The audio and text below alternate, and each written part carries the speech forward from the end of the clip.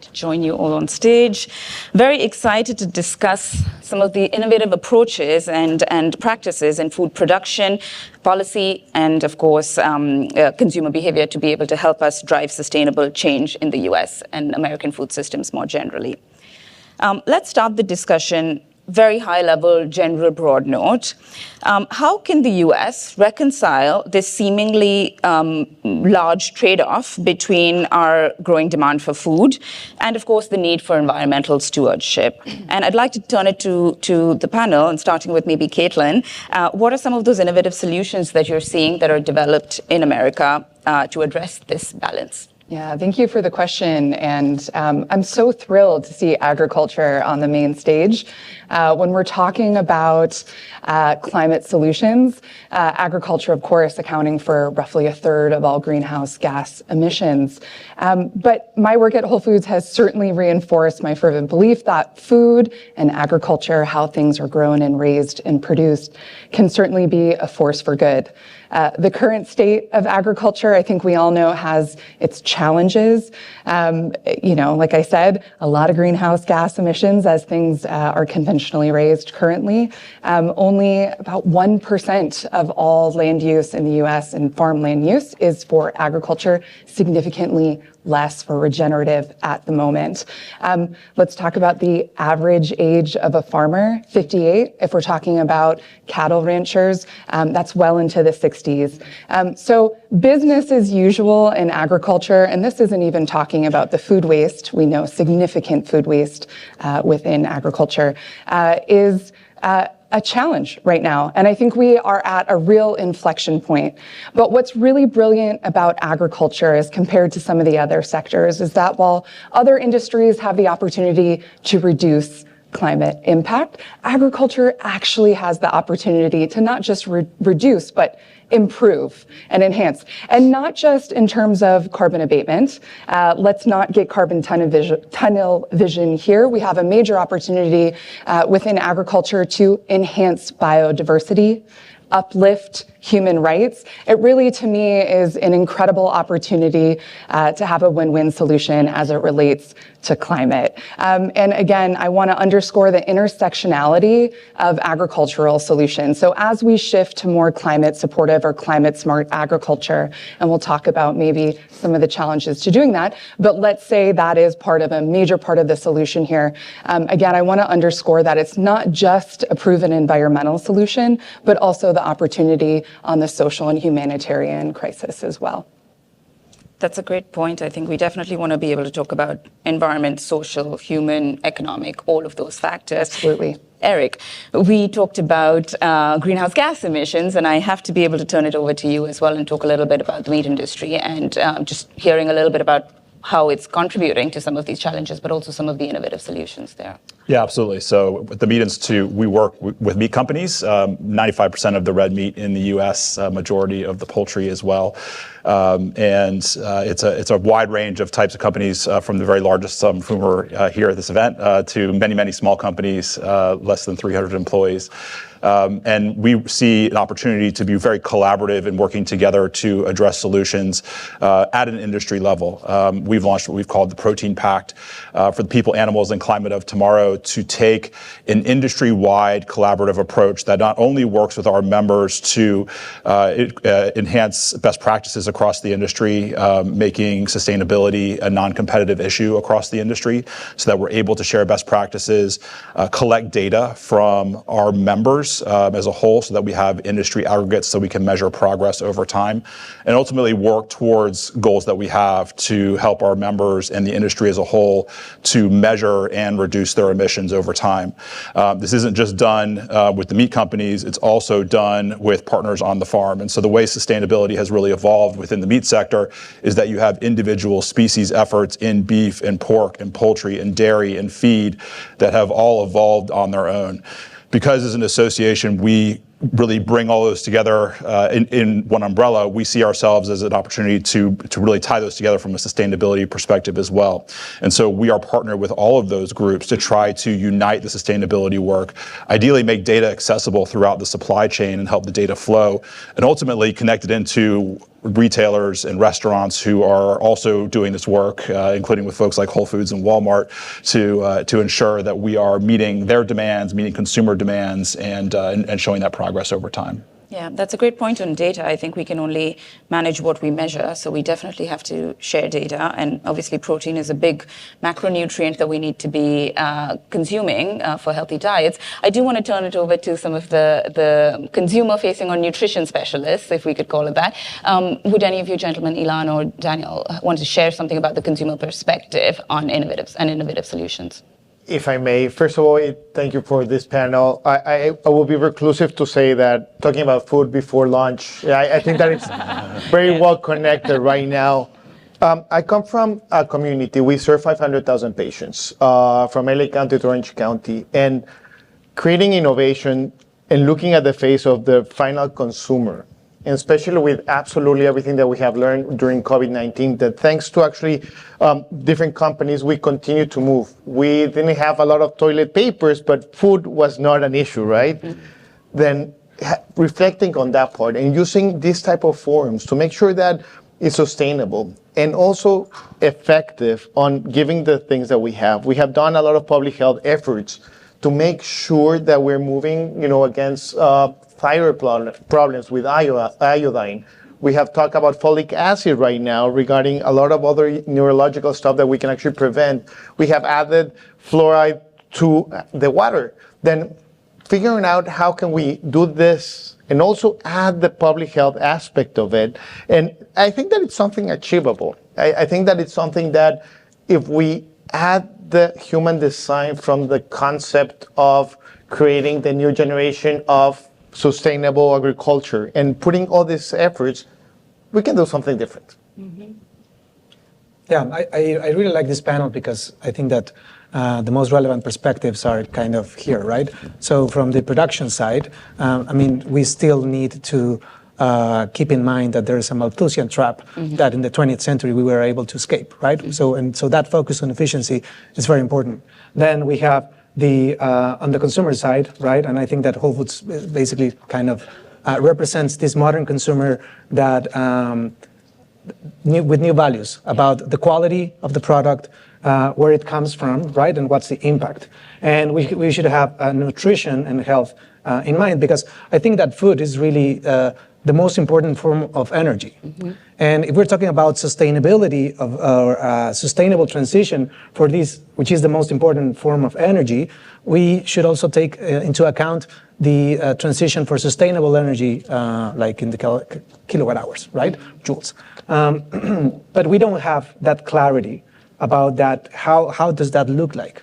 And I think that we have had some false starts. I'm just so happy that there is no cultivated meat representative here, because I think that we need to be aware of the economic feasibility of all of this, right? And if you're having a $3,000 an ounce product, that's not a real start. So in my case, what we do is that we farm sustainable shrimp close to cities. So from a fundamentals economic point of view, I think that is a great opportunity for farming in the United States, because where I come from, which is Mexico, and I was trained as an economist, we industrialized our country by substituting imports. So bringing a new form of energy that makes sense for farmers, that it's a profitable option for farmers, that is healthy because we don't use antibiotics, we don't use chemicals, and that is aligned with consumers. And people have underestimated how much people like shrimp, right? Like red lobster. And I think that's very important from a very kind of fundamentals economics point of view. Yeah, you mentioned something interesting, and obviously, yeah, cultured meat and other things are very much part of the discussion as well. And then a lot of conversation around policy and regulation on that. So I'd like to kind of switch to just a little bit more of that level, the policy level. Can we talk a little bit about, from an agriculture farming perspective, conventional farming practices have been subsidized heavily in the US. What would we need from a policy angle to move that to more sustainable sort of practices?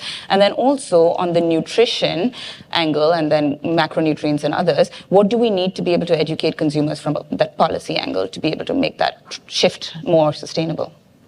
Yeah, I can give it a start. Let's chat Farm Bill. I think the Farm Bill, how many of you are familiar with the Farm Bill? I need more of you to be familiar with the Farm Bill. Let's call it the Farm and Food Bill, because that's really what it is. So please, if it's one committed action you have coming out of here, research it quickly. A quick Google will reveal a lot. But this is an essential piece of policy to shifting exactly what you talked about. The shift towards climate smart agriculture really starts with some of the economics. As was explained, it can be a barrier to entry. Technical assistance can also be a barrier to entry. We need to invest in our young farmers. With the National Young Farmer Coalition, we do just that at Whole Foods. But we really need a policy shift within the Farm Bill to allow the support of more climate smart agriculture and that shift to take place. So yeah, I'll pause there. I'm sure others have thoughts on policy as well. I mean, I think I would add to that. We've seen the climate smart ag work beginning, and the research and the science that really underpins that is really critical for the industry to be able to identify what are the best practices, what are the technologies that make the most sense, how can we make them affordable and adoptable by farmers, so that it fits into their businesses and make sure that they're being paid appropriately for the things that they need to adopt on the farm. So the more that we can enable that through policy, that will help make it more successful. And by the way, sometimes we hear policy and we get like this hole in our stomach and we feel pain and we're starting to think about dollars and cents. But on reality, one of the things that I bring from our community is that at the moment that we do sensible things, it's possible to change the life of our community. And I'm going to give you an example. You have all been to a doctor, and at the end of the doctor conversation, you always hear, eat your fruits and vegetables, eat your protein, right? But the reality of a lot of my patients is that the moment that they go to, to actually choose, and it has been hard times right now, they need to choose between the things that they know that they're green, nice, and actually can make a difference, or fight hunger. Then a lot of these policies need to be aligned with the realities of our community. And I'm coming from Mexico City, working in LA, in Los Angeles, then this actually applies to Mumbai. This applies to middle of Tajikistan. We have multiple things, and making sure that we, and looking at this amazing diverse population, figure out what can we add that it's not going to be a headache, it's not going to cause us gastritis when we're actually creating that policy, but actually giving the feedback on what's happening on the community and making sure that we're part of that. Because a lot of the amazing policymakers that we have in government, they are experts on moving things, but we are the real key holders on creating this communication of we know what we need, and they know how to push it. And merging both are very important, from agricultural to actually the community that we're living in. Yeah, Tana, would you like to add to that? Yeah, I also come from Mexico, so from an external point of view, it's very interesting to see the farm system in the United States, which is very, very efficient, right? As you compare it to other countries. So, and I think that this conversation about policy, it's like updating their values, right? So this very efficient in terms of getting food production with a new set of values is very important. But I think that this is also key, because food is also what unites us also economically, locally, right? Because otherwise, if our dream for a sustainable food future is like relying on a couple of companies that are producing food somewhere, which according to, I don't know which standards, it's a problem. Yeah. Because I think it's a great opportunity to start with new openings with new products like shrimp here, to revitalize farmers' profitability, but also its interaction with the local community. And I think that also regenerative agriculture is mostly local, right? So I love that concept. Which is actually a good point. Sorry, I know, Eric, there's a question here, which is the USDA inspection process is set up to serve industrial meat production. How can we help small regenerative local farms in a heavily regulated food system? ties in a lot. I'm sure everyone has comments, but do you want to? I would challenge that premise that it's solely set up to serve industrial meat production. USDA inspection is a regulatory requirement. There are many plants that are very small that have USDA meat inspection. As I mentioned, we have 350 members. Majority have under 300 employees. They're all federally inspected establishments, and so that is available to any size establishment that is looking to sell federally. I think the USDA, the federal government, has invested in smaller facilities as well, and provided infrastructure investments to be able to have more diverse array of sizes of plants. But I also kind of want to latch on to some of the previous comments. Efficiency is important and a really good thing. We need to maintain efficiency while also maintaining and improving sustainability. Efficiency allows us to feed people affordably, maintain food security, and so we're working to try to make efficiency a key part of sustainability while also improving our impacts on land and climate as a whole. And so I want to make sure that that's a key part of the discussion as well. Yeah, I think that I just want to add too, efficiency and efficacy are two different things, right? And so I so appreciate your observation, and I don't disagree with your comment, though I think we should challenge ourselves to consider for whom is the food system working currently, and what shifts need to make place to ensure continued efficiency, although I would argue there's a tremendous amount of waste as it currently stands. We know that there are both environmental and humanitarian crises as a result of the current state of agriculture. So while super efficient in a handful of commodities, and let me just be clear, farming is the hardest of jobs. And so in no way am I saying that these farmers are bad people doing bad things. That is not the case. But what we're saying is policy is a tool to help ensure that efficiency and effectiveness within our supply system can help, right? It's an uphill battle currently. And we need to help every single farmer in this transition. This fallacy of status quo for agriculture right now, I mean, it's going to continue to be a challenge. Not only does the climate impact agriculture adversely, but agriculture impacts the climate, right? So we're just going to continually reinforce until we can switch that lever on policy. Yeah, that's a good point on it is a self-reinforcing cycle in a way. And also being able to define what we mean when we say efficiency, efficacy, and for good, basically. Agriculture and food for good. Can we say it's environmentally helpful, it's economically sustainable, because otherwise there's no way to be able to grow food, and then also has social implications. Absolutely. Daniel, I noticed you want to chime in, so. Yes, because I think that this is, I love this perspective, because if you consider efficiency without considering the externalities, the externalities on the environment, on health, then you can have a very limited view of efficiency, right? But if you, with technology, because I remember when regenerative agriculture was not taken seriously, but now there are experiences with profitable transition to regenerative agriculture with its challenges for the first 3 years. But then we can add, for instance, new animal protein products to add on that profitability for the first 3 years, right? And for instance, what we're doing is that we are making the production of shrimp, of local shrimp, very efficient, internalizing all the. For instance, we don't have any wastewater, zero wastewater, and we're probably the only animal protein that can say that, right? So, but also, and we basically replicated the ocean in our tanks in order to do that. So we take.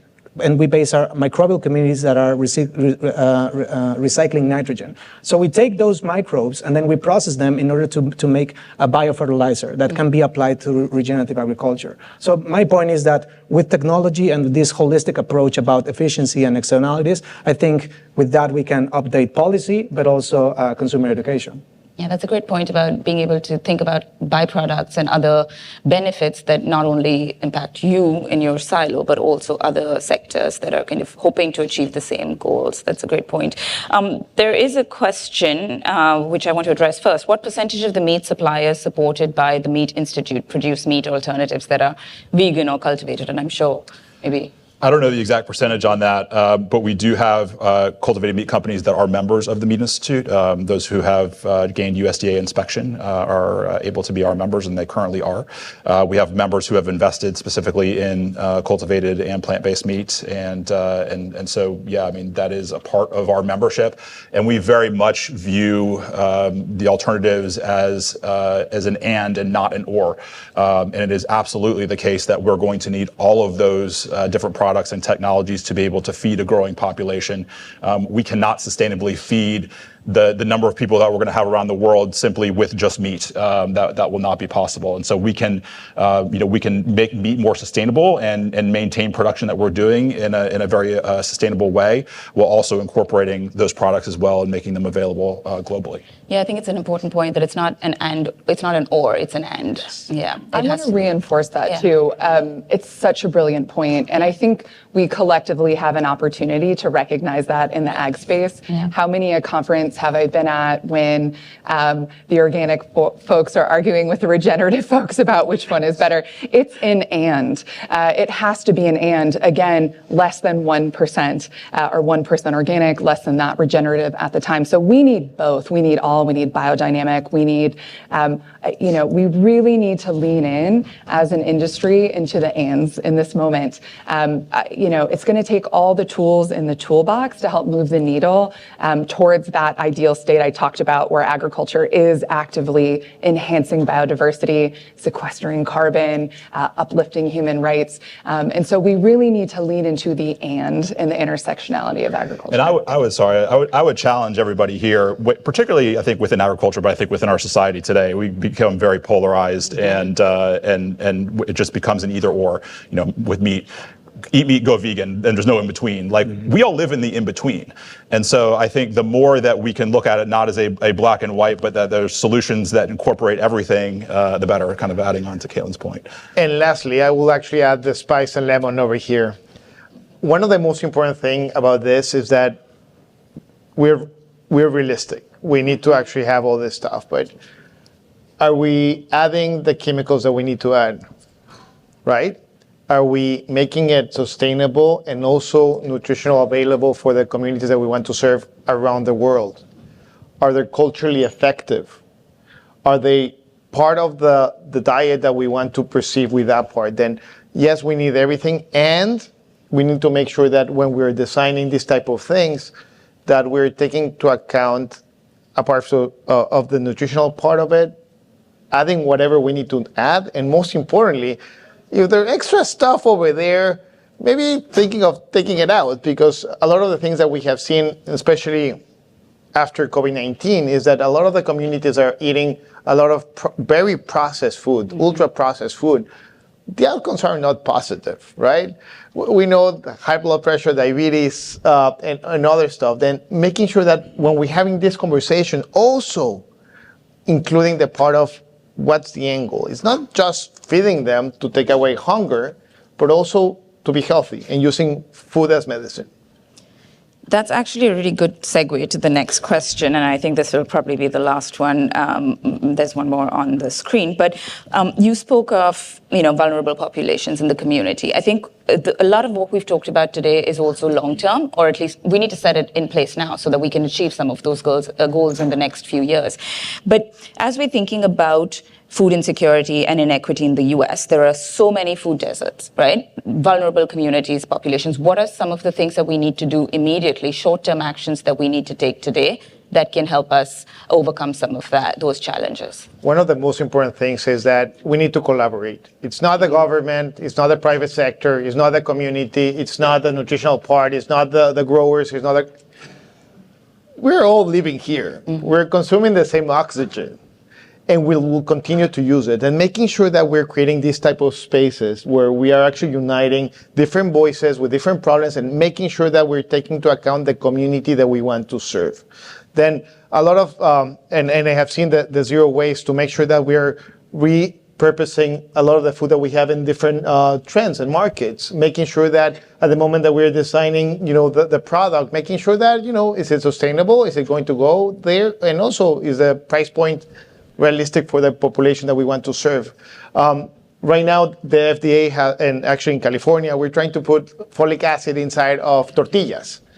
And that's a huge, amazing thing. It doesn't change the flavor that much. It's a couple of micrograms over there, and it can actually save a lot of kids to have problems with neurological problems before they are actually born. Then making sure that we're creating this type of conversations and uniting the voice for this from the point of creation to the point of actually giving it back to the community to make sure that they're there. Yeah. Go ahead. One of our goals is to fill the protein gap for hungry Americans. It's currently about 500 million pounds, looking at data from USDA and Feeding America. And largely the protein is available. We see that it is out there, but the infrastructure doesn't necessarily exist to make it available to hungry people and people facing food insecurity. We're very actively working with Feeding America and other partners to help invest in the infrastructure to allow food banks to be able to cut down larger pieces of meat into smaller portions for consumer sizes. And so that's a big priority of ours, to make it more accessible to people who are hungry and facing food insecurity. Mm-hmm. Yeah, I'll underscore a couple of those thoughts. I mean, I think it's easy as a retailer to tout our millions of pounds of food donated, equating to millions of meals. And I will do that. It's out in our impact report in July. Definitely read it. However, I think the more important point, particularly with this audience, is collective action. Mm-hmm. And you spoke to it. I am really passionate about this topic. If you look at our top 100 suppliers, it's going to mirror a lot of other retailers' top 100 suppliers. Certainly, we have over 41,000 organic suppliers, but the largest suppliers that we have represent the vast majority of our carbon impact. And so in light of knowing that we need more efficiency and effectiveness, how can we collectively act to move the needle on some of these key things? We ought not be having slightly separate conversations with the same suppliers about how to decarbonize. And we certainly hope we're not asking them to do it slightly different ways, right? Talk about inefficient. And so we have a pre-competitive obligation, in my opinion, to come together as a sector more effectively to help move the needle on these key issues. Wouldn't it be great if climate change or climate impact were not a brand differentiation, but certainly just the ticket to entry? Yeah, I think it's excellent. I notice we're at time, but I think what a note to end on, right? Collective action and collaboration across the food and agricultural value chain. I think that's critical, something we're doing at Impact, and also just being able to make the space to have conversations like this with different stakeholders across the value chain. So thank you so much, Caitlin, Ilan, Daniel, and Eric. Always a pleasure to talk to you. And also thank you to our audience. I know we're at lunch, so please feel free to make your way out to the lunch. And then we do have a private lunch as well. So for folks who've signed up for that, please feel free to ask our team and they will direct you. So thank you. Thank you.